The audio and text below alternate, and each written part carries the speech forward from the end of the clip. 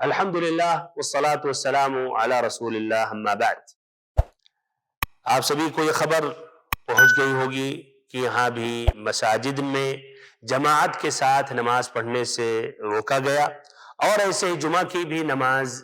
سے منع کیا گیا، اور یہ جو آرڈر اوپر سے آیا ہے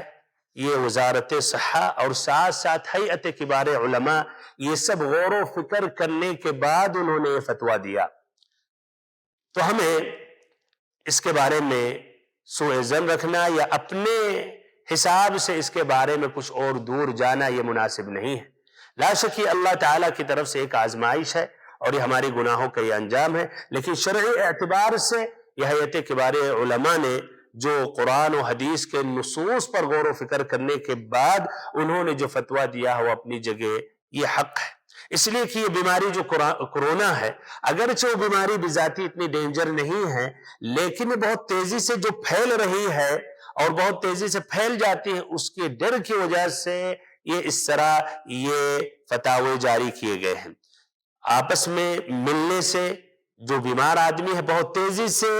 وہ دوسروں تک منتقل کر سکتا ہے، اور اس طرح جب یہ دروازے بند کیے جائیں گے تو باذن اللہ عز و جل اس پر کنٹرول کیا جائے گا، اور یہ نصوص جو ہیں شریعت میں موجود ہیں، مثلا جو اہل علم نے اس کا رجوع کیا ان میں سے جیسے صحیح امام بخاری امام مسلم کی روایت ہے لا یورد ممرض علی مصح، کہ جو آدمی بیمار ہے وہ صحیح آدمی سے نہ ملے یا اس کی زیارت نہ کرے، اس پر داخل مت ہو، ایسے فر من المجذوم کما تفر من الاسد، بخاری کی روایت ہے جو مجذوم آدمی ہے جس کی بیماری دوسروں تک لاحق ہو سکتی ہے اس سے تم بھاگو جس طرح کی شیر سے بھاگتے ہو، تو شرعی نصوص پر مبنی ہے، اور اس طرح یہ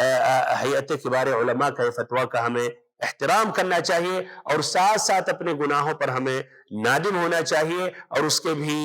ہمیں پھر یہ بدیل گھروں میں جماعت کے ساتھ ہم اہتمام کریں نمازوں کا، اور ایسے ہی اس کا بھی ٹائم ہم فکس کریں،